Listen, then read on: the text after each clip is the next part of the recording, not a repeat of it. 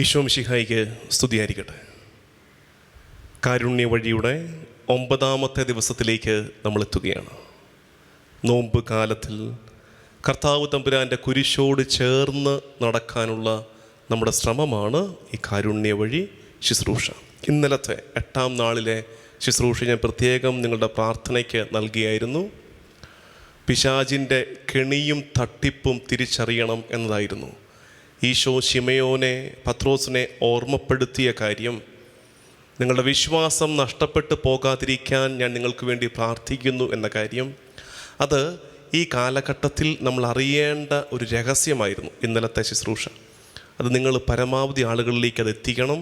നിങ്ങൾക്കത് ഷെയർ ചെയ്യാൻ പറ്റുമെങ്കിൽ ഷെയർ ചെയ്യുക, അല്ലെങ്കിൽ അതിനുള്ളിലെ സന്ദേശം നിങ്ങൾ പരസ്പരം പങ്കുവയ്ക്കണം. നിങ്ങളുടെ സംസാരങ്ങളിൽ അത് കൊണ്ടുവരണം. ഇന്ന് കാരുണ്യ വഴിയുടെ 9ാമത്തെ ദിവസം നമ്മൾ ധ്യാനിക്കുന്ന സുവിശേഷ ഭാഗം ലൂക്കായുടെ സുവിശേഷം 22-ാം അധ്യായം 39-ാം വാക്യം മുതൽ ബൈബിൾ എടുക്കാം. നമുക്കേറെ പരിചയമുള്ള, ഒരു പക്ഷേ ക്രൈസ്തവ കുടുംബങ്ങളിൽ, പ്രത്യേകിച്ച് കത്തോലിക്ക കുടുംബങ്ങളിലൊക്കെ കാണാൻ സാധ്യതയുള്ള കർത്താവിൻ്റെ ഒരു ചിത്രമാണ്. കർത്താവ് തമ്പുരാൻ ഗത്സമനിയിൽ അപ്പായിലേക്ക് തല ഉയർത്തി കരങ്ങൾ പാറമേൽ വെച്ച് പ്രാർത്ഥിക്കുന്ന ആ ചിത്രം നമ്മുടെ കുഞ്ഞുനാൾ മുതൽ നമ്മളൊക്കെ കണ്ട് ശീലിച്ചിട്ടുള്ള ചിത്രമാണ്. പല വീടുകളിലും കയറി വരുന്ന മുറിയിൽ തന്നെ, അല്ലെങ്കിൽ സിറ്റ് ഔട്ടിൽ ഒക്കെ വെച്ചിട്ടുള്ള ചിത്രമാണ് ഗത്സമനിയിലെ ഈശോയുടെ ചിത്രം. അപ്പോൾ നമുക്ക് ആ കാഴ്ച നല്ല പരിചയമുണ്ട്. ഇനി നമ്മൾ ആ വചനത്തിലേക്ക് എത്തുകയാണ്. ലൂക്കായുടെ സുവിശേഷം 22-ാം അധ്യായം 39 മുതലുള്ള വാക്യങ്ങൾ. ആദ്യ ഭാഗം ഞാനൊന്ന് വായിക്കാം. നിങ്ങളും എൻ്റെ കൂടെ വായിക്കണം. ഞാനിത് എല്ലാ ദിവസവും വായിപ്പിക്കില്ല, വല്ലപ്പോഴുമൊക്കെ ഇങ്ങനെ വായിപ്പിക്കുന്നത് ആ ബൈബിൾ വായനയുടെ ട്രാക്കിലേക്ക് കൂടി എത്താൻ വേണ്ടിയിട്ടാണ്. ഞാനിവിടെ വായിക്കുമ്പോൾ നിങ്ങളും എൻ്റെ കൂടെ കയ്യിൽ ബൈബിൾ പിടിച്ച് ഉറക്കെ വായിക്കുക. ലൂക്ക 22:39 മുതൽ. അവൻ പുറത്തു വന്ന് പതിവ് പോലെ ഒലിവ് മലയിലേക്ക് പോയി. ശിഷ്യന്മാരും അവനെ പിന്തുടർന്നു. അവിടെ എത്തിയപ്പോൾ അവൻ അവരോട് പറഞ്ഞു, നിങ്ങൾ പരീക്ഷയിൽ ഉൾപ്പെടാതിരിക്കുവാൻ പ്രാർത്ഥിക്കുവിൻ. അവൻ അവരിൽ നിന്ന് ഒരു കല്ലേറ് ദൂരം മാറി മുട്ടിന്മേൽ വീണ് പ്രാർത്ഥിച്ചു, പിതാവേ, അങ്ങേക്ക് ഇഷ്ടമെങ്കിൽ ഈ പാനപാത്രം എന്നിൽ നിന്ന് അകറ്റണമേ. എങ്കിലും എൻ്റെ ഹിതമല്ല, അവിടുത്തെ ഹിതം നിറവേറട്ടെ. അപ്പോൾ അവനെ ശക്തിപ്പെടുത്താൻ സ്വർഗത്തിൽ നിന്ന് ഒരു ദൂതൻ പ്രത്യക്ഷപ്പെട്ടു. അത്രയും മതി നമുക്കിന്ന്. ബാക്കി നമുക്ക് ഇനി ദിവസങ്ങളുണ്ടല്ലോ. അപ്പം നമ്മൾ ഇന്ന് ചിന്തിക്കുന്നത്, ഈശോ ശിഷ്യന്മാരോട് പറഞ്ഞു പരീക്ഷയിൽ ഉൾപ്പെടാതിരിക്കാൻ ഉണർന്നിരുന്ന് പ്രാർത്ഥിക്കുവിൻ. അത് തന്നെയാണ് ഇന്നലത്തെയും ചിന്ത. എന്നിട്ട് അവരെന്താ ചെയ്തത്? ഇന്നത്തെ നമ്മുടെ ധ്യാനത്തിൻ്റെ 3 ഘട്ടങ്ങൾ. ഒന്നാമത്, അവനൊരു കല്ലേറ് ദൂരം മാറിപ്പോയിരുന്ന് പ്രാർത്ഥിച്ചു. ആഞ്ഞൊരു കല്ലെറിഞ്ഞാൽ എവിടം വരെ പോകുമോ അതിൻ്റെയും അപ്പുറത്ത് പോയിരുന്ന് പ്രാർത്ഥിച്ചു.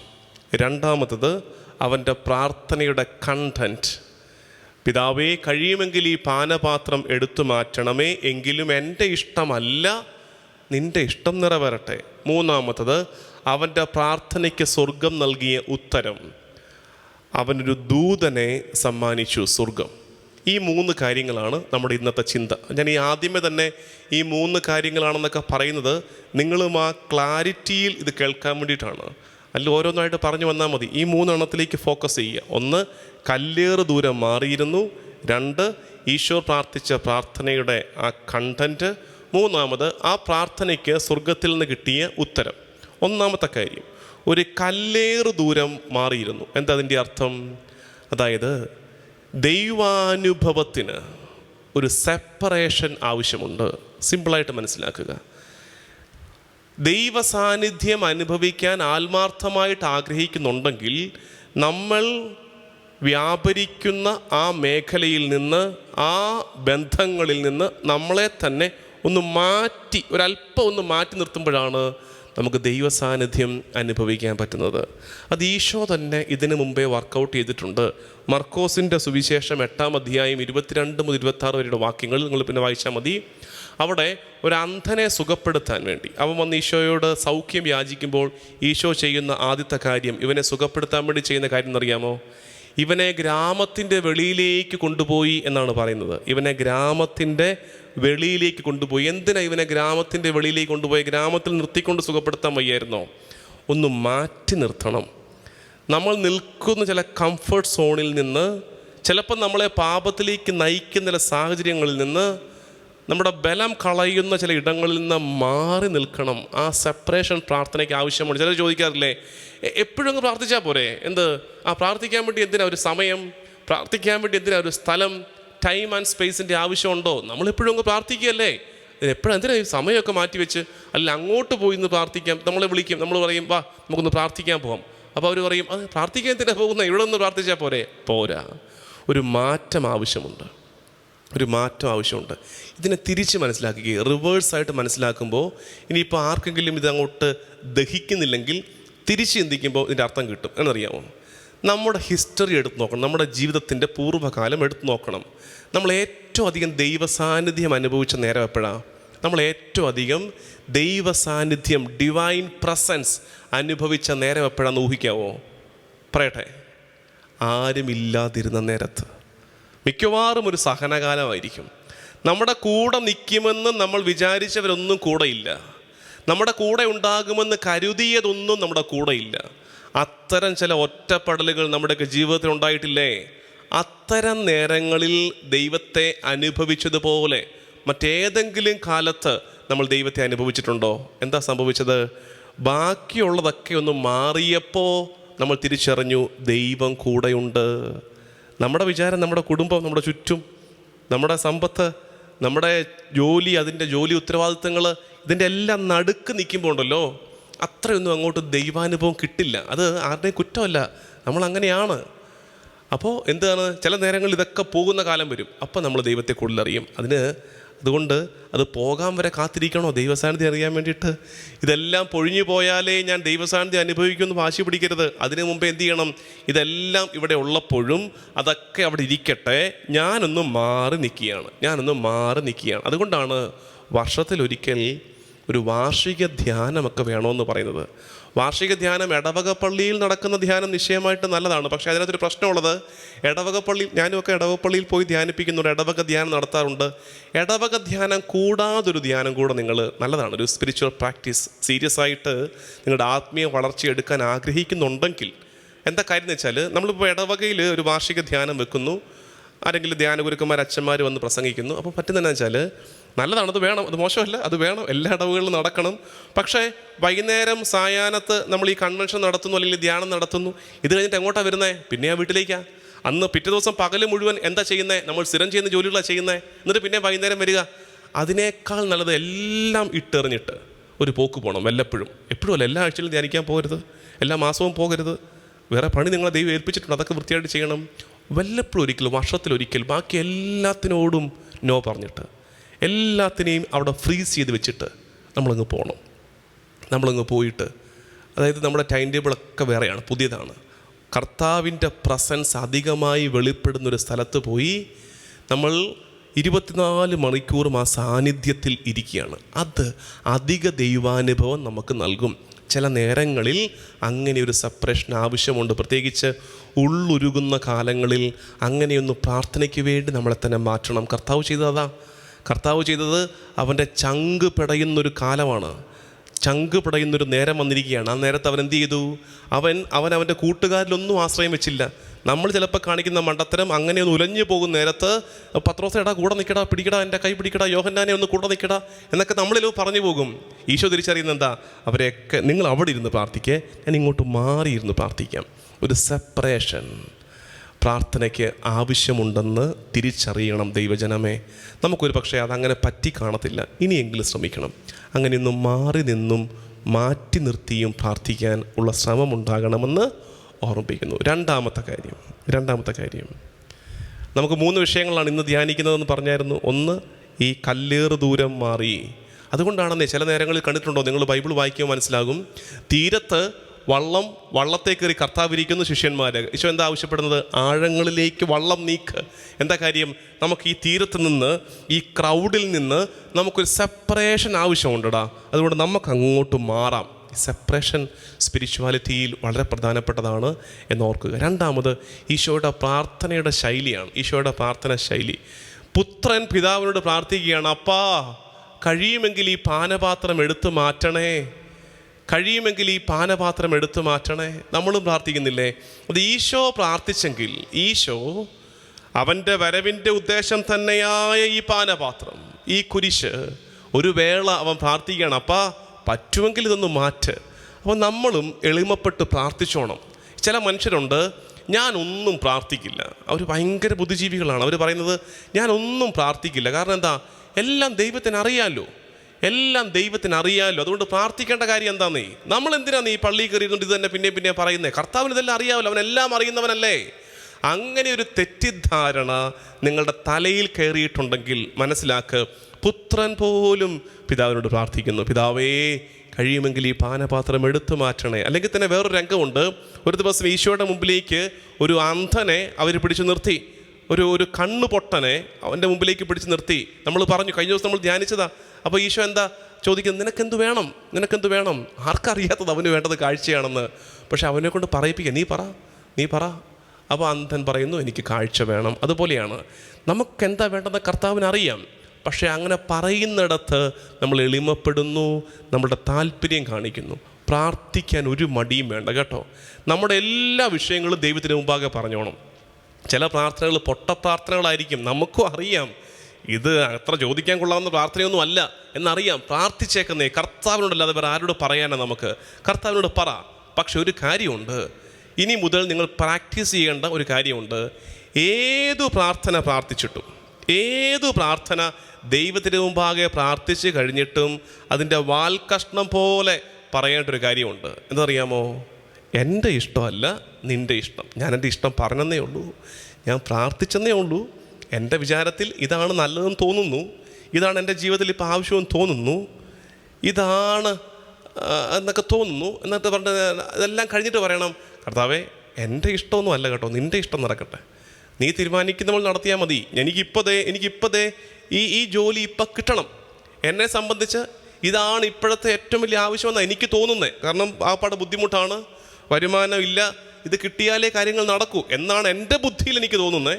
ഇത് തരാമോ കർത്താവേ? ഇനിയിപ്പോൾ എൻ്റെ ഇഷ്ടം നോക്കണ്ട, നിൻ്റെ ഇഷ്ടം നടത്തിയാൽ മതി. കാരണം എന്താ? നിൻ്റെ ഇഷ്ടത്തിന്, നിൻ്റെ പദ്ധതിക്ക് എൻ്റെതിനേക്കാൾ മികവുണ്ടെന്ന് എനിക്ക് നല്ല ഉറപ്പാണ്. ഇതെൻ്റെ ബുദ്ധിയാണ്, ഈ ജോലി കിട്ടിയാൽ ഇപ്പോൾ എല്ലാം ശരിയാവുന്നുള്ളത്. നിൻ്റെ ബുദ്ധിയിൽ ഈ ജോലി ക്യാൻസലായി പോകുന്നതും ഇതിൻ്റെ ഇരട്ടി ശമ്പളമുള്ള വേറൊരു ജോലിയാണ് നീ എനിക്ക് ഒരുക്കി വെച്ചിരിക്കുന്നതെങ്കിലോ വെറുതെ ഞാൻ എന്തിനാണ് മണ്ടനാകുന്നത്? അതുകൊണ്ട് ഞാൻ പ്രാർത്ഥിച്ചെന്നേ ഉള്ളൂ, ഞാൻ എൻ്റെ കാര്യം പറഞ്ഞെന്നേ ഉള്ളൂ. പക്ഷേ തീരുമാനം ആരുടെയാ? തീരുമാനം നിൻ്റെയാണ്, നിൻ്റെ ഹിതമാണ്. ഇതെപ്പോഴും പ്രാർത്ഥിക്കണം. ഇങ്ങനെ പ്രാർത്ഥിക്കുമ്പോഴല്ലോ വലിയ ഭാരക്കുറവ് അനുഭവിക്കാൻ പറ്റും. നമ്മുടെ പ്രശ്നം നമ്മൾ പിടിച്ച പിടിയാലെ ഇതിങ്ങോട്ട് കിട്ടണം. കാരണം എന്താ അറിയാമോ? നമ്മുടെ വിചാരം നമുക്കേ ബുദ്ധിയുള്ളെന്നാ. ദൈവത്തിന് ബുദ്ധി ഉണ്ടെന്ന് വിശ്വസിക്കുന്നില്ല നമ്മൾ ദൈവത്തെ വെച്ചിരിക്കുന്നത് ബ്ലസ് ചെയ്യാൻ വേണ്ടി മാത്രമാണ്. ബുദ്ധി ദൈവത്തിനില്ല, ബുദ്ധി നമുക്കേ ഉള്ളൂ. എല്ലാ പ്ലാനും നമ്മുടെ. കർത്താവ് എന്ത് ചെയ്താൽ മതി? ബ്ലസ് ചെയ്താൽ മാത്രം മതി. ഒന്ന് വിശ്വസിക്കുന്നേ ദൈവത്തിന് നമ്മളെക്കാൾ ബുദ്ധിയുണ്ടെന്ന്.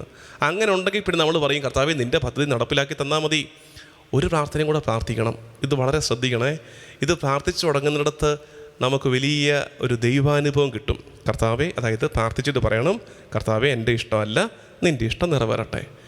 എന്നിട്ടൊരു കാര്യം കൂടെ പറയണം, കർത്താവേ ഞാൻ ഈ പ്രാർത്ഥിച്ച കാര്യം നിൻ്റെ മനസ്സിലില്ലെങ്കിൽ, ഞാൻ ഈ പ്രാർത്ഥിച്ച കാര്യം നിൻ്റെ മനസ്സിൽ ഇല്ലെങ്കിൽ, ഞാൻ എത്ര കടന്ന് വെപ്രാളപ്പെട്ട് പ്രാർത്ഥിച്ചാലും, ഞാൻ എത്ര മുട്ടിന്മേൽ നിന്ന് കൈവിരിച്ച് പിടിച്ച് കരഞ്ഞുകൂവി പ്രാർത്ഥിച്ചാലും, ഞാൻ ഈ പ്രാർത്ഥിക്കുന്ന കാര്യം ദൈവമേ നിൻ്റെ മനസ്സിൽ ഇല്ലെങ്കിൽ, നിൻ്റെ പദ്ധതിയിൽ ഇല്ലെങ്കിൽ നീ എനിക്കത് തരരുതേ എന്നുകൂടെ പറയണം. ഒന്ന് ഓർത്ത് നോക്കിക്കേ. നമ്മൾ കിടന്ന് ബലം പിടിച്ചും വഴക്കുണ്ടാക്കിയും എന്തെങ്കിലും വാങ്ങിച്ചെടുത്തു കർത്താവിൽ നിന്ന്, അത് കർത്താവിൻ്റെ മനസ്സിൽ നമ്മളെക്കുറിച്ച് ഇല്ലാത്ത കാര്യമാണെങ്കിലോ നമുക്കത് വേണ്ടെന്ന് വെക്കുന്നേ. അത് കിട്ടിയാലും നമുക്ക് നല്ലതിനാകില്ല. അങ്ങനൊരു അപകടമുണ്ട്. എല്ലാം പ്രാർത്ഥിച്ചിട്ട് പറയണം, കർത്താവെ പ്രാർത്ഥിച്ചു, നിൻ്റെ ഇഷ്ടമാണെങ്കിൽ തായോ, ഇനി നിൻ്റെ ഇഷ്ടമല്ലെങ്കിൽ ഞാൻ കിടന്ന് ബഹളം വെക്കുന്ന ഒന്നും നീ മൈൻഡ് ചെയ്യേണ്ട കർത്താവെ, തരല്ലേ നീ അത് കൈവച്ചിടണം. കാരണം അപ്പനും അമ്മയും മക്കളെ വളർത്തുന്ന പോലെ ഓർത്താൽ മതി. അപ്പനും അമ്മയും മക്കളെ വളർത്തുന്ന പോലെ. ചില പിള്ളേർ ചോദിച്ചപ്പോൾ അപ്പന് മനസ്സിലായി ഇപ്പോൾ അത് ആവശ്യമുള്ളതാണ്, അത് നന്മയ്ക്കാണ്, അവന് അപ്പൻ കൊടുക്കുന്നു.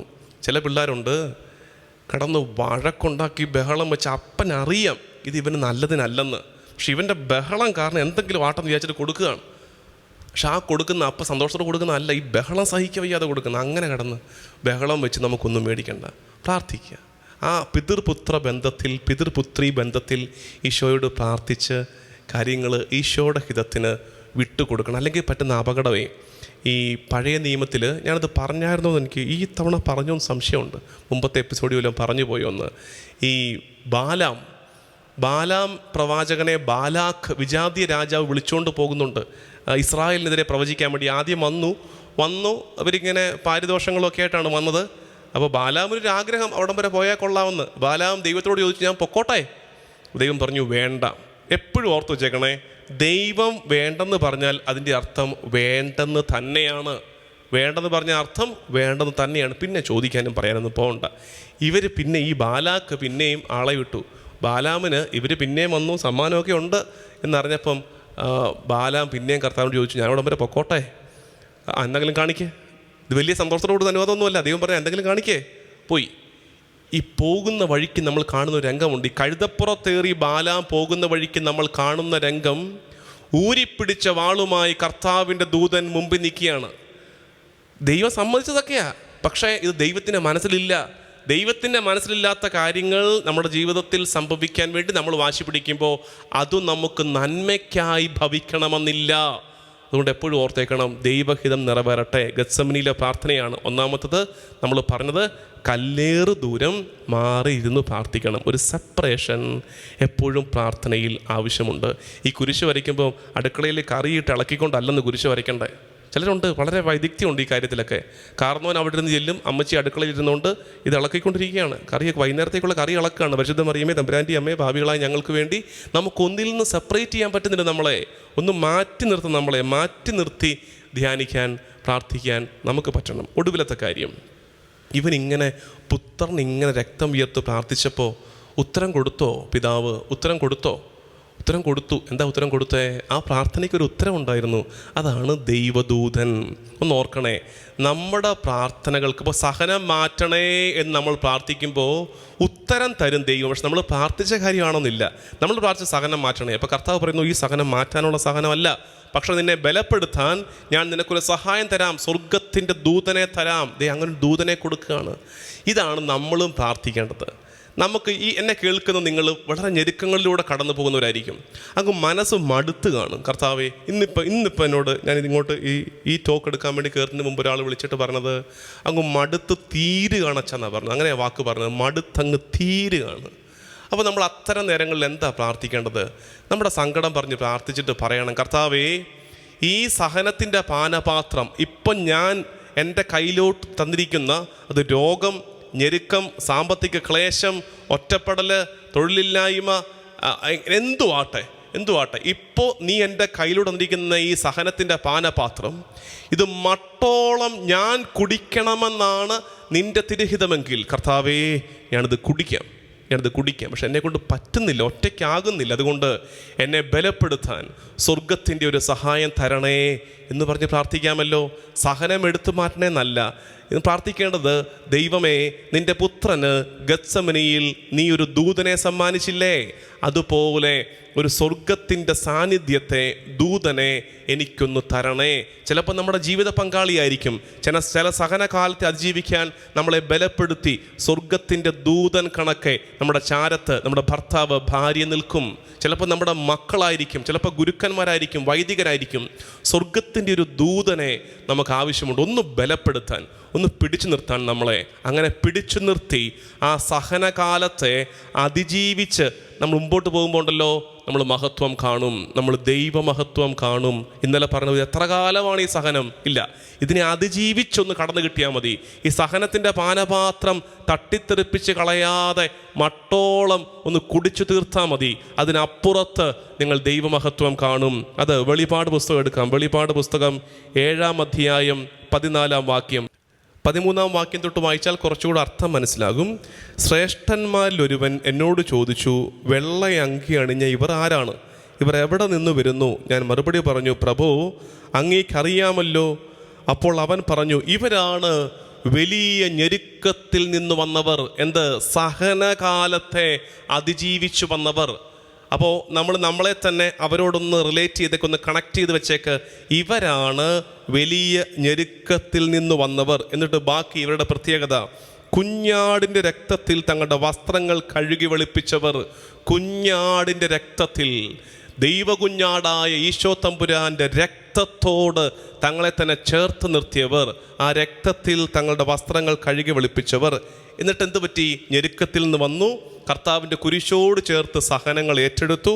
അപ്പോൾ അതുകൊണ്ട് അതിൻ്റെ ബാക്കിയായിട്ട്, അതുകൊണ്ട് കഴിഞ്ഞു, ആ ഫേസ് കഴിഞ്ഞു. ഇനി എന്താ നടക്കാൻ പോകുന്ന അറിയാമോ? അതുകൊണ്ട് ഇവർ ദൈവത്തിൻ്റെ സിംഹാസനത്തിൻ്റെ മുമ്പിൽ നിൽക്കുകയും അവിടുത്തെ ആലയത്തിൽ രാപകൽ അവിടുത്തെ ശുശ്രൂഷിക്കുകയും ചെയ്യുന്നു.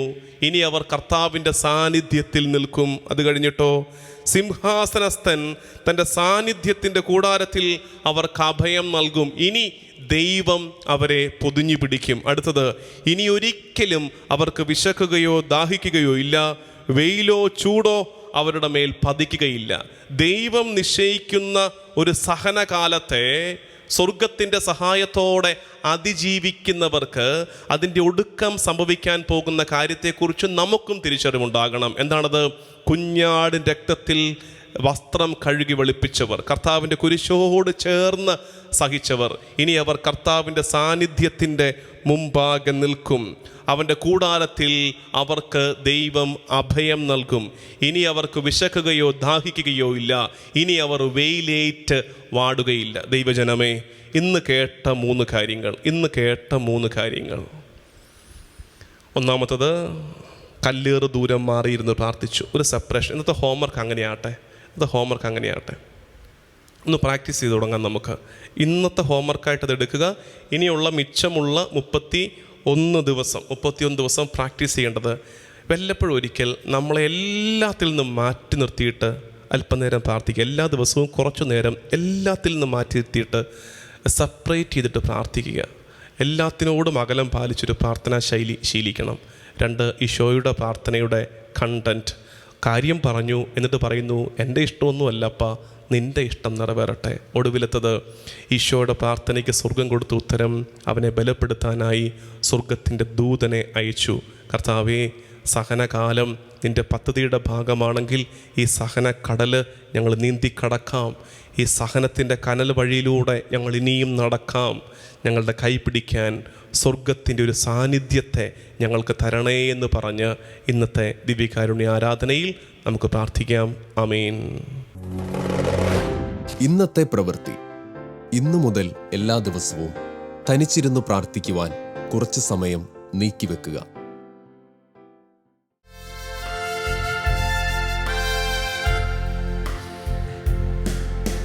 വാഴ്ത്തുന്നു ഞാൻ അത്യുന്നതനെ, വാനവും ഭൂമിയും ചമച്ചവനേ. വാഴ്ത്തുന്നു ഞാൻ അത്യുന്നതനെ, വാനവും ഭൂമിയും ചമച്ചവനേ. മഹിമയിൻ പ്രഭുതാൻ, മഹത്വത്തിൻ യോഗ്യൻ, മാനവും പുകഴ്ചയും യേശുവിനെ. മഹിമയിൻ പ്രഭുതാൻ, മഹത്വത്തിൻ യോഗ്യൻ, മാനവും പുകഴ്ചയും യേശുവിനെ. യേശുനാഥാ നീ എൻ ദൈവം, യേശുനാഥാ നീ എൻ ആശ്രയം, യേശുനാഥാ നീ എൻ ശൈലം, എൻ്റെ കോട്ടയും നീ മാത്രമേ. യേശുനാഥാ നീ എൻ ദൈവം, യേശുനാഥാ നീ എൻ ആശ്രയം, യേശുനാഥാ നീ എൻ ശൈലം, എൻ്റെ കോട്ടയും നീ മാത്രമേ. സ്തുതിക്കുന്നു ഞാൻ മഹോന്നതനെ, സ്തുത്യൻ തന്നാഥൻ്റെ കരവിരുത്. സ്തുതിക്കുന്നു ഞാൻ മഹോന്നതനെ, സ്തുത്യൻ തന്നാഥന്റെ കരവിരുത്. മഹിമയിൻ പ്രഭുതാൻ മഹത്വത്തിൻ യോഗ്യൻ, മാനവും പുകഴ്ചയും യേശുവിന്. മഹിമയിൻ പ്രഭുതാൻ മഹത്വത്തിൻ യോഗ്യൻ, മാനവും പുകഴ്ചയും യേശുവിന്. യേശുനാഥാ നീ എൻ ദൈവം, യേശുനാഥാ നീ എൻ ആശ്രയം, യേശുനാഥാ നീ എൻ ശൈലവും എൻ്റെ കോട്ടയും നീ മാത്രമേ. യേശുനാഥാ നീ എൻ ദേവൻ, യേശുനാഥാ നീ എൻ ആശ്രയം, യേശുനാഥാ നീ എൻ ശൈലവും എൻ്റെ കോട്ടയും നീ മാത്രമേ. എൻ്റെ കോട്ടയും നീ മാത്രമേ. എൻ്റെ കോട്ടയും നീ മാത്രമേ. എൻ്റെ കോട്ടയും നീ മാത്രമേ. ഈശോയെ, പരിശുദ്ധനായവനെ, നിനക്ക് ആരാധന. കർത്താവേ, കാരുണ്യ വഴിയുടെ 9-ാം നാൾ തിരുമുമ്പാകെ ഞങ്ങൾ ധ്യാനിക്കുന്നത് ഗത്സമനിയിലെ നിൻ്റെ പ്രാർത്ഥനയാണ്. ഈശോ, ഏറെ പ്രാർത്ഥിക്കുന്ന ഞങ്ങൾക്ക് കിട്ടിയ നല്ല മാതൃകയാണല്ലോ ഗത്സമനിയിലെ നിൻ്റെ പ്രാർത്ഥന. ഒരു പ്രാർത്ഥനയ്ക്കുണ്ടായിരിക്കേണ്ട ഗുണങ്ങൾ നീ ഞങ്ങളെ പഠിപ്പിക്കുകയായിരുന്നു. ഒരു കല്ലേറു ദൂരം അകലെ പോയിരുന്ന് നീ പ്രാർത്ഥിച്ചു. ഈശോയെ, ഞങ്ങൾക്ക് പലപ്പോഴും കഴിയാത്തതാണത്. എല്ലാ ബഹളങ്ങളുടെയും തിരക്കുകളുടെയും നടുക്ക് നിന്നൊരു പ്രാർത്ഥനയാണ് ഞങ്ങളുടെ പ്രാർത്ഥന. എപ്പോഴാണ് എല്ലാറ്റിനോടും എല്ലാവരോടും ഒരകലം പാലിച്ച് ദൈവ സാന്നിധ്യത്തെ കൊതിച്ച് മാറി നിന്ന് ഞങ്ങൾ പ്രാർത്ഥിക്കാൻ പഠിക്കുന്നത്? ഈശോയെ, ജീവിതത്തിൻ്റെ പല നേരങ്ങളിൽ എപ്പോഴെങ്കിലുമൊക്കെ അങ്ങനെയൊന്ന് മാറി നിന്ന് പ്രാർത്ഥിക്കാൻ, മറ്റെല്ലാറ്റിലും നിന്ന് മാറി നിൽക്കുമ്പോൾ ദൈവ സാന്നിധ്യം കൂടുതൽ തിരിച്ചറിയാൻ പറ്റുമെന്ന് തിരിച്ചറിഞ്ഞ് അങ്ങനെ ഞങ്ങളെ തന്നെ ഒന്ന് സെപ്പറേറ്റ് ചെയ്ത് നിർത്തി പ്രാർത്ഥിക്കാൻ ഞങ്ങളെ പഠിപ്പിക്കണമേ. കർത്താവേ, ഏറെ ശക്തനായിരുന്നിട്ടും ദൈവപുത്രനായിരുന്നിട്ടും നിൻ്റെ പ്രാർത്ഥനയിലെ എളിമയുടെ ഭാവം, നീ നിൻ്റെ അപ്പായോട് നിൻ്റെ സങ്കടം ഉണർത്തിക്കുകയാണ്. അപ്പാ, കഴിയുമെങ്കിൽ ഈ പാനപാത്രം എടുത്തു മാറ്റണേ. എന്നിട്ട് ദൈവ തിരുഹിതത്തിൻ്റെ മുമ്പിൽ കീഴ്പ്പെട്ട് നീ പറഞ്ഞില്ലേ, എങ്കിലും എൻ്റെ ഇഷ്ടമല്ല നിൻ്റെ ഇഷ്ടം നിറവേറപ്പെടട്ടെ എന്ന്. കർത്താവേ, ഞങ്ങളുടെ പ്രാർത്ഥനകളിൽ ഇല്ലാതെ പോകുന്നൊരു പ്രധാനപ്പെട്ട ഗുണമാണിത്. ദൈവ തിരുഹിതത്തിന് കീഴ്പ്പെടാൻ മനസ്സില്ലാതെ തന്നിഷ്ടം നടപ്പിലാക്കാൻ ഞങ്ങൾ കാണിക്കുന്ന അഭ്യാസമായി ഞങ്ങളുടെ പ്രാർത്ഥനകൾ മാറിപ്പോകുമ്പോൾ ഗത്സമനിയിലെ നിൻ്റെ പ്രാർത്ഥന ഈശോ ഞങ്ങൾക്കായി നീ കൈമാറി തന്ന പാഠപുസ്തകമാണെന്ന് ഞങ്ങൾ തിരിച്ചറിയുന്നു. ഈശോയെ, നിന്നെപ്പോലെ എളിമയോടെ സങ്കടം ഉണർത്തിക്കുവാനും അതിൻ്റെ തൊട്ട് പിന്നാലെ ദൈവഹിതത്തിന് കീഴ്പ്പെട്ടു നിന്ന് പ്രാർത്ഥിക്കാനും ഞങ്ങളെ പഠിപ്പിക്കണമേ. ഈശോ, നിൻ്റെ പ്രാർത്ഥനയ്ക്ക് സ്വർഗം നൽകിയ ഉത്തരം പാനപാത്രത്തെ എടുത്തു മാറ്റുക എന്നതായിരുന്നില്ല, മറിച്ച് ആ പാനപാത്രം കുടിക്കാനുള്ള അധിക ബലം, സ്വർഗത്തിൻ്റെ സഹായം, ഒരു ദൂതൻ്റെ സാന്നിധ്യം നിനക്ക് നൽകുകയായിരുന്നല്ലോ. ഇന്ന് ഈ ആരാധനയിൽ ഒട്ടനവധി സഹനങ്ങളിലൂടെ കടന്നു പോകുന്ന നിൻ്റെ മക്കൾ ഞങ്ങൾ പ്രാർത്ഥിക്കട്ടെ ഈശോയെ. ഞങ്ങളിപ്പോൾ കുടിച്ചുകൊണ്ടിരിക്കുന്ന ഈ കൈപ്പേറിയ പാനപാത്രം, ഞങ്ങളുടെ ജീവിതത്തിൽ ഞങ്ങൾ അനുഭവിക്കുന്ന സഹനങ്ങൾ, അത് നീ ഞങ്ങൾക്കായി ഒരുക്കി വെച്ച രക്ഷയുടെ പാനപാത്രമാണെങ്കിൽ ഇനി അതെടുത്തു മാറ്റണമേ എന്ന് ഞങ്ങൾ പ്രാർത്ഥിക്കുന്നില്ല ഈശോയെ. ആ സഹനത്തിൻ്റെ രക്ഷയുടെ കയ്പുള്ള പാനപാത്രം മട്ടോളം കുടിക്കാൻ തക്ക വിധം നീ ഞങ്ങളെ ഒന്ന് സഹായിക്കണം ഈശോയെ. നിസാരരായി ഞങ്ങൾ ബലം ചോർന്ന് തളർന്നു പോകുന്നുണ്ട്. ഞങ്ങളെ ഒന്ന് ബലപ്പെടുത്തണേ. ഈ സഹന വഴിയിലൂടെ നടന്ന് മുന്നോട്ട് നീങ്ങുവാൻ, ഇതിനെ അതിജീവിക്കാൻ തക്ക വിധം ഒരു അധിക ബലം ഞങ്ങൾക്ക് നൽകണമേ എന്ന് പ്രാർത്ഥിക്കാം.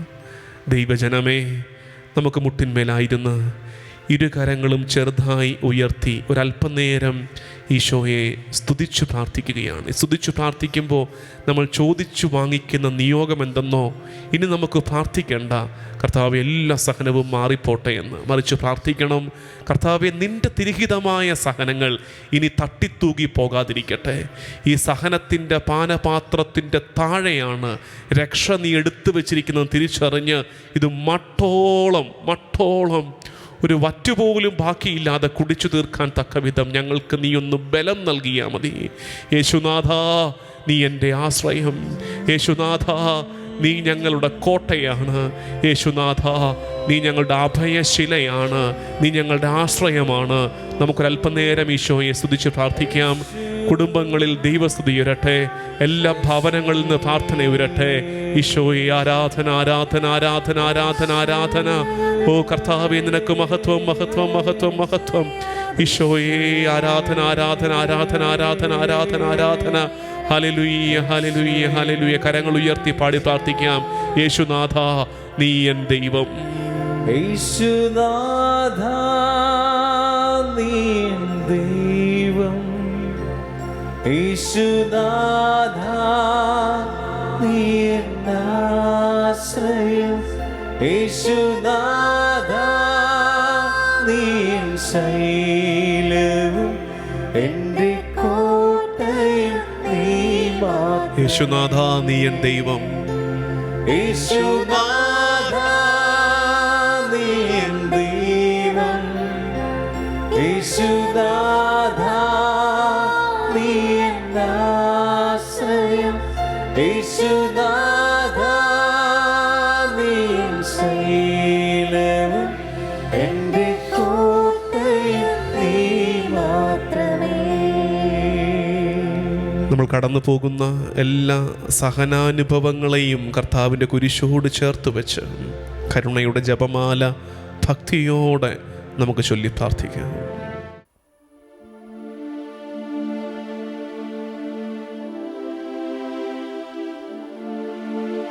സ്വർഗസ്ഥനായ ഞങ്ങളുടെ പിതാവേ, അങ്ങയുടെ നാമം പൂജിതമാകണമേ. അങ്ങയുടെ രാജ്യം വരണമേ.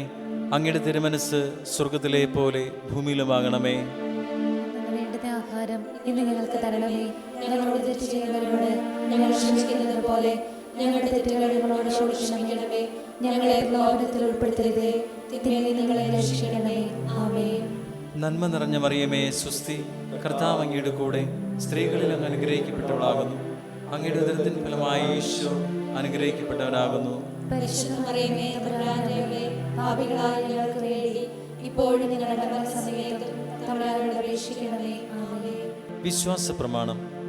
സർവശക്തനായ പിതാവും ആകാശത്തിൻ്റെയും ഭൂമിയുടെയും സൃഷ്ടാവുമായ ദൈവത്തിൽ ഞാൻ വിശ്വസിക്കുന്നു. അവിടുത്തെ ഏകപുത്രനും ഞങ്ങളുടെ കർത്താവുമായ യേശു മിശിഹായിലും ഞാൻ വിശ്വസിക്കുന്നു. ഈ പുത്രൻ പരിശുദ്ധാത്മാവിനാൽ ഗർഭസ്ഥനായി കന്യകാമറിയത്തിൽ നിന്ന് പിറന്ന് പന്ത്യൂസ് പിലാത്തോസിന്റെ കാലത്ത് പീഡകൾ സഹിച്ച് കുരിശിൽ തറയ്ക്കപ്പെട്ട് മരിച്ച് അടക്കപ്പെട്ട് പാതാളങ്ങളിൽ ഇറങ്ങി മരിച്ചവരുടെ ഇടയിൽ നിന്ന് മൂന്നാം നാൾ ഉയർത്ത് സ്വർഗത്തിലേക്ക് എഴുന്നള്ളി സർവശക്തിയുള്ള പിതാവായ ദൈവത്തിന്റെ വലത് ഭാഗത്തിരിക്കുന്നു. അവിടെ നിന്ന് ജീവിക്കുന്നവരെയും മരിച്ചവരെയും വിധിക്കാൻ വരുമെന്ന് ഞാൻ വിശ്വസിക്കുന്നു. പരിശുദ്ധാത്മാവിലും ഞാൻ വിശ്വസിക്കുന്നു. വിശുദ്ധ കത്തോലിക്കാ സഭയിലും പുണ്യവാന്മാരുടെ ഐക്യത്തിലും പാപങ്ങളുടെ മോചനത്തിലും ശരീരത്തിന്റെ ഉയർപ്പിലും നിത്യമായ ജീവിതത്തിലും ഞാൻ വിശ്വസിക്കുന്നു. ആമേൻ. നിത്യപിതാവേ, ഞങ്ങളുടെയും ലോകം മുഴുവൻ്റെയും പാപങ്ങൾക്ക് പരിഹാരമായി അങ്ങയുടെ പ്രിയപുത്രനും ഞങ്ങളുടെ കർത്താവുമായ ഈശോ മിശിഹായുടെ തിരുശരീരവും തിരുരക്തവും ആത്മാവും ദൈവത്വവും അങ്ങേക്ക് ഞങ്ങൾ കാഴ്ചവെക്കുന്നു. ഈശോയുടെ അതിദാരുണമായ പീഡാസഹനങ്ങളെ പ്രതി പിതാവേ, ഞങ്ങളുടെ മേലും ലോകം മുഴുവന്റെ മേലും കരുണയായിരിക്കണമേ.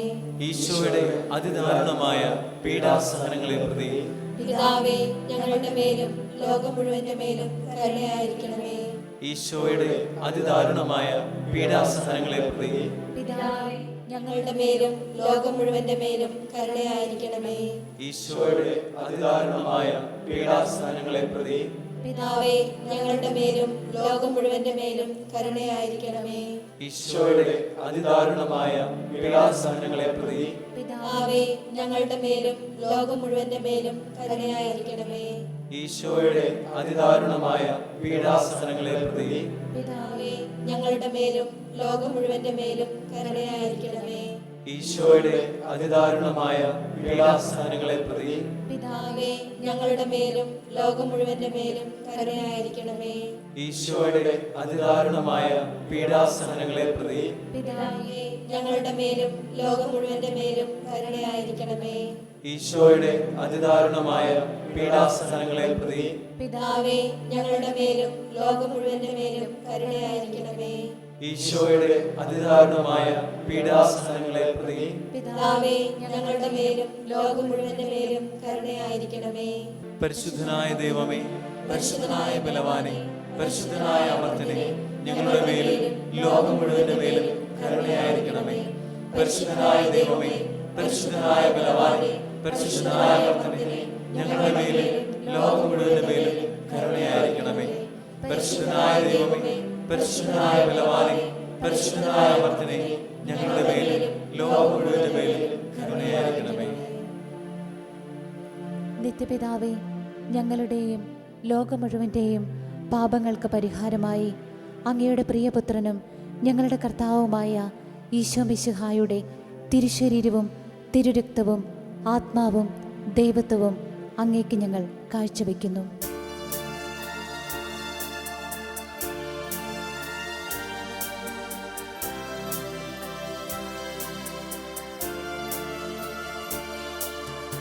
ഈശോയുടെ അതിദാരുണമാം പീഡാസഹനങ്ങളെ ഓർത്തിന്നും പിതാവേ, ഞങ്ങളുടെ മേൽ ലോകം മുഴുവൻ്റെ മേൽ കരുണയുണ്ടാകേണമേ. ഈശോയുടെ അതിദാരുണമാം പീഡാസഹനങ്ങളെ ഓർത്തിന്നും പിതാവേ, ഞങ്ങളുടെ മേൽ ലോകം മുഴുവൻ്റെ മേൽ കരുണയുണ്ടാകേണമേ. ഈശോയുടെ അതിദാരുണമാം പീഡാസഹനങ്ങളെ ഓർത്തിന്നും പിതാവേ, ഞങ്ങളുടെ മേൽ ലോകം മുഴുവൻ്റെ മേൽ കരുണയുണ്ടാകേണമേ.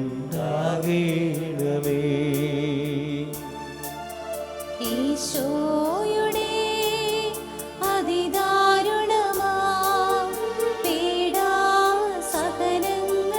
ഓർത്തിന്നും പിതാവേ, ഞങ്ങളുടെ മേൽ ലോകം മുഴുവൻ്റെ മേൽ കരുണയുണ്ടാകേണമേ.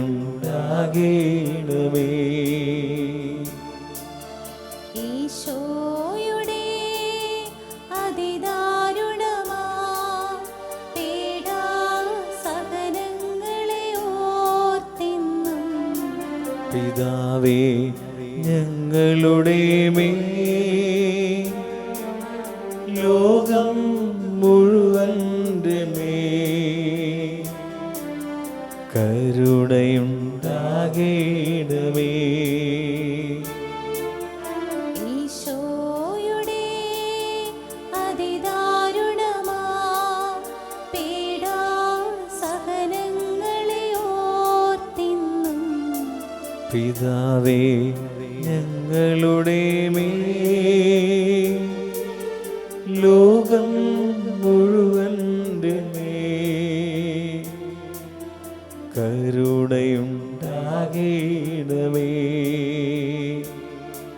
ഈശോയുടെ അതിദാരുണമാ പീഡാസഹനങ്ങളെ ഓർത്തിന്നും പിതാവേ ഞങ്ങളുടെ മേൽ ലോകം മുഴുവൻ്റെ മേൽ കരുണയുണ്ടാകേണമേ.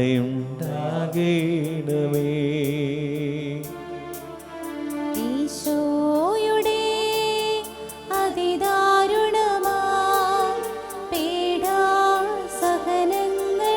ഓർത്തിന്നും പിതാവേ ഞങ്ങളുടെ മേൽ ലോകം മുഴുവൻ്റെ മേൽ കരുണയുണ്ടാകേണമേ. ഈശോയുടെ അതിദാരുണമാ പീഡാസഹനങ്ങളെ ഓർത്തിന്നും പിതാവേ ഞങ്ങളുടെ മേൽ ലോകം മുഴുവൻ്റെ മേൽ കരുണയുണ്ടാകേണമേ.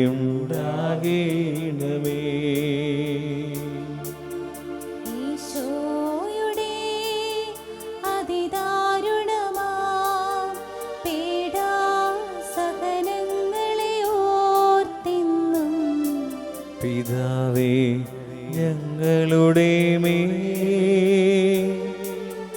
ലോകം മുഴുവൻ്റെ മേൽ കരുണയുണ്ടാകേണമേ.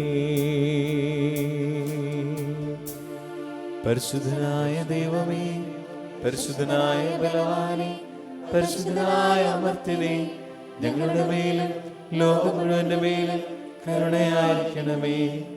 പരിശുദ്ധനായ ദൈവമേ, പരിശുദ്ധനായ ബലവാനേ, പരിശുദ്ധനായ അമർത്യനേ, ഞങ്ങളുടെ മേലും ലോകം മുഴുവൻ്റെ മേലും കരുണയായിരിക്കണമേ.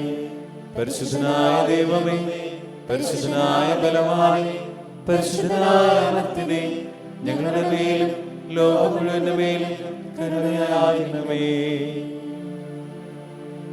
നിത്യപിതാവേ, ഞങ്ങളുടെയും ലോകം മുഴുവൻ്റെയും പാപങ്ങൾക്ക് പരിഹാരമായി അങ്ങയുടെ പ്രിയപുത്രനും ഞങ്ങളുടെ കർത്താവുമായ ഈശോമിശിഹായുടെ തിരുശരീരവും തിരുരക്തവും ആത്മാവും ദൈവത്വവും അങ്ങേക്ക് ഞങ്ങൾ കാഴ്ചവെക്കുന്നു.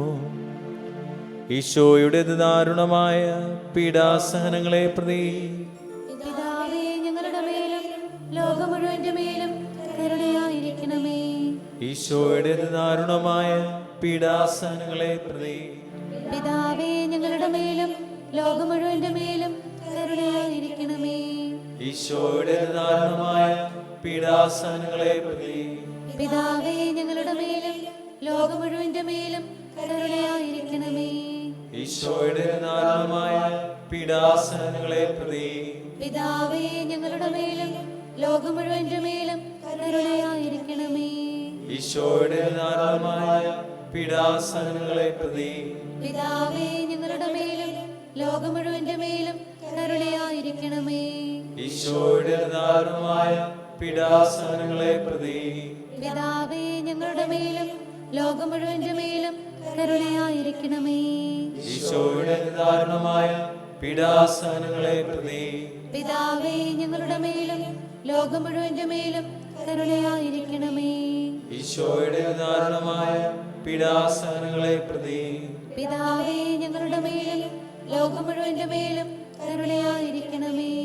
ഈശോയുടെ ദാരുണമായ പീഡാസഹനങ്ങളെ പ്രതി പിതാവേ ഞങ്ങളുടെ മേലും ലോകം മുഴുവന്റെ മേലും കരുണയായിരിക്കണമേ. ഈശോയുടെ ദാരുണമായ പീഡാസഹനങ്ങളെ പ്രതി പിതാവേ ഞങ്ങളുടെ മേലും ലോകം മുഴുവന്റെ മേലും കരുണയായിരിക്കണമേ. പരിശുദ്ധനായ ദൈവമേ, പരിശുദ്ധനായ ബലവാനെ, പരിശുദ്ധനായ അമർത്തിനെ, ഞങ്ങളുടെ മേലും ലോകം മുഴുവന്റെ മേലും കരുണയായിരിക്കണമേ. പരിശുദ്ധനായ ദൈവമേ, പരിശുദ്ധനായ ബലവാനെ, പരിശുദ്ധനായ അമർത്തിനെ, ഞങ്ങളുടെ മേലും ലോകം മുഴുവന്റെ മേലും കരുണയായിരിക്കണമേ. പരിശുദ്ധനായ ദൈവമേ, പരിശുദ്ധനായ ബലവാനെ, പരിശുദ്ധനായ അമർത്തിനെ, ഞങ്ങളുടെ മേലും ലോകം മുഴുവന്റെ മേലും കരുണയായിരിക്കണമേ.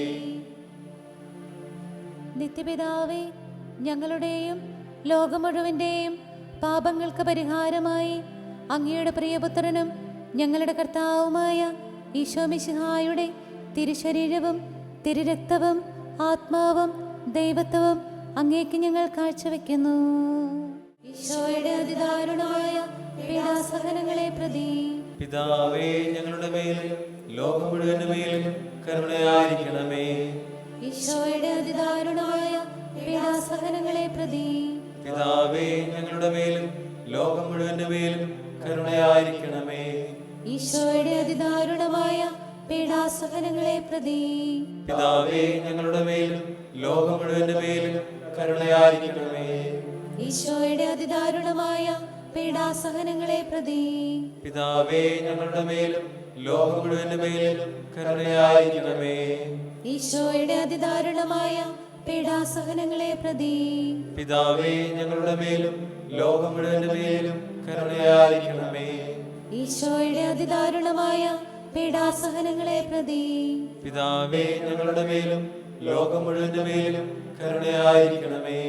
ഈശോയുടെ അതിദാരുണമായ പീഡാസഹനങ്ങളെ പ്രതി പിതാവേ, ഞങ്ങളുടെ മേലും ലോകം മുഴുവന്റെ മേലും കരുണയായിരിക്കണമേ.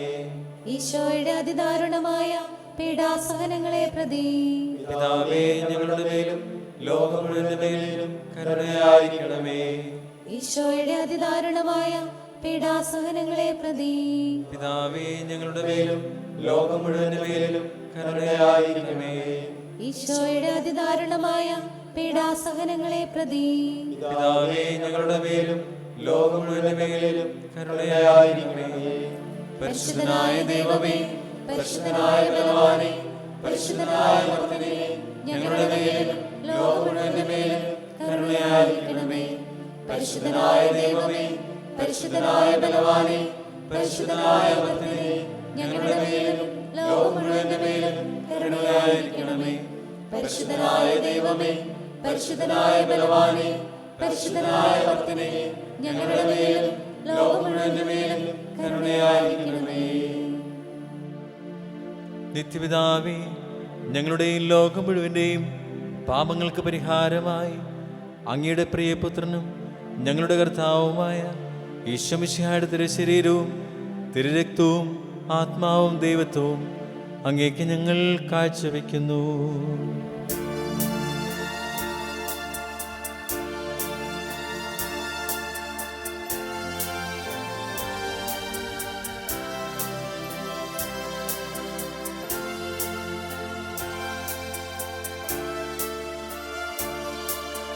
ഈശോയുടെ അതിദാരുണമാ പീഡാ സഹനങ്ങളെ ഓർത്തെന്നും പിതാവേ ഞങ്ങളുടെ മേൽ ലോകം മുഴുവന്റെ മേൽ കരുണയുണ്ടാകണമേ.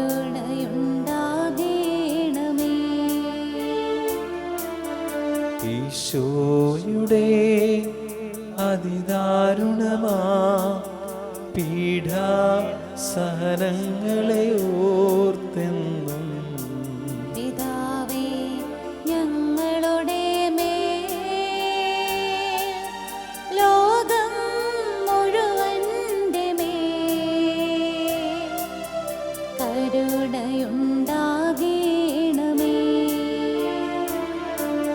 ഈശോയുടെ അതിദാരുണമാ പീഡാ സഹനങ്ങളെ ഓർത്തെന്നും പിതാവേ ഞങ്ങളുടെ മേൽ ലോകം മുഴുവന്റെ മേൽ കരുണയുണ്ടാകേണമേ. ഈശോയുടെ അതിദാരുണമാ പീഡാ സഹനങ്ങളെ ഓർത്തെന്നും പിതാവേ ഞങ്ങളുടെ മേൽ ലോകം മുഴുവന്റെ മേൽ കരുണയുണ്ടാകേണമേ. ഈശോയുടെ അതിദാരുണമാ പീഡാ സഹനങ്ങളെ ഓർത്തെന്നും പിതാവേ ഞങ്ങളുടെ മേൽ ലോകം മുഴുവന്റെ മേൽ കരുണയുണ്ടാകേണമേ.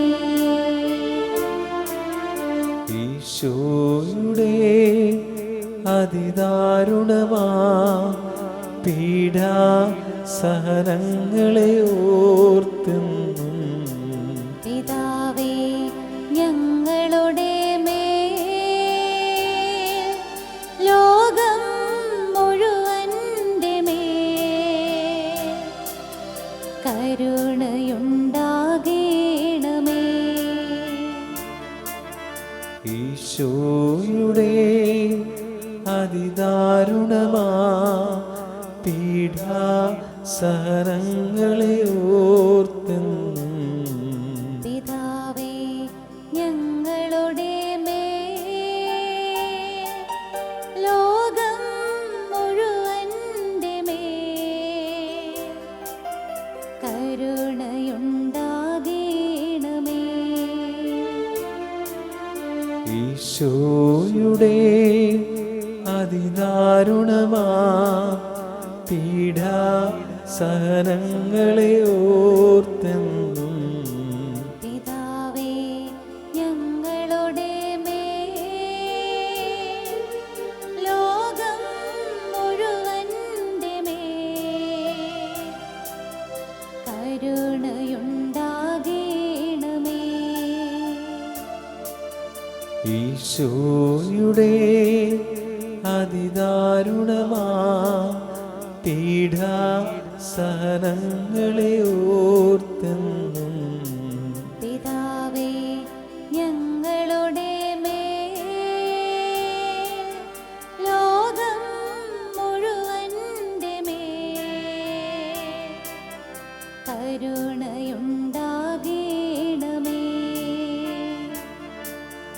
ഈശോയുടെ അതിദാരുണമാ പീഡാ സഹനങ്ങളെ ഓർത്തെന്നും പിതാവേ ഞങ്ങളുടെ മേൽ ലോകം മുഴുവന്റെ മേൽ കരുണയുണ്ടാകേണമേ.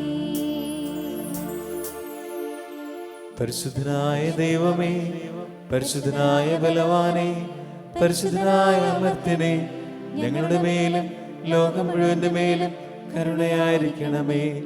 പരിശുദ്ധനായ ദൈവമേ, പരിശുദ്ധനായ ബലവാനെ, പരിശുദ്ധനായ അമർത്യനെ, ഞങ്ങളുടെ മേലും ലോകം മുഴുവന്റെ മേലും കരുണയായിരിക്കണമേ. പരിശുദ്ധനായ ദൈവമേ, പരിശുദ്ധനായ ബലവാനെ, പരിശുദ്ധനായ അമർത്യനെ, ഞങ്ങളുടെ മേലും ലോകം മുഴുവന്റെ മേലും കരുണയായിരിക്കണമേ.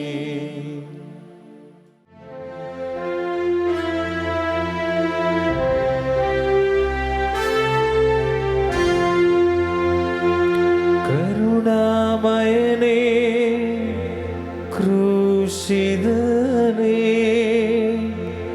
കാരുണ്യം തൂകേണമേ.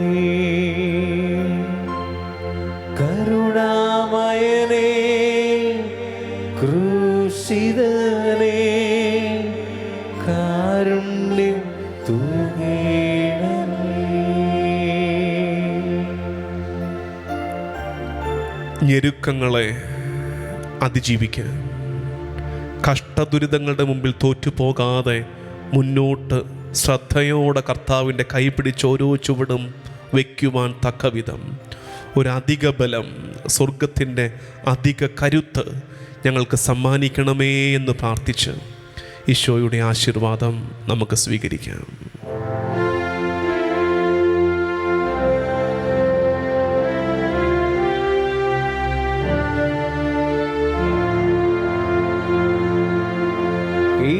യേശുനാഥാ നീ ദൈവം, യേശുനാഥാ നീ ആശ്രയം, യേശുനാഥാ നീ ശൈലവും എൻ്റെ കോട്ടയും നീ മാത്രമേ. യേശുനാഥാ നീ ദൈവം, യേശുനാഥാ നീ ആശ്രയം, യേശുനാഥാ നീ ശൈലവും എൻ്റെ കോട്ടയും നീ മാത്രമേ. എൻ്റെ കോട്ടയും നീ മാത്രമേ. വാഴ്ത്തുന്നു ഞാൻ അത്യുന്നതനെ, വാനവും ഭൂമിയും ചമച്ചവനേ. വാഴ്ത്തുന്നു ഞാൻ അത്യുന്നതനെ, വാനവും ഭൂമിയും ചമച്ചവനേ. മഹിമയിൻ പ്രഭുതാൻ, മഹത്വത്തിൻ യോഗ്യൻ, മാനവും പുകഴ്ചയും യേശുവിനെ.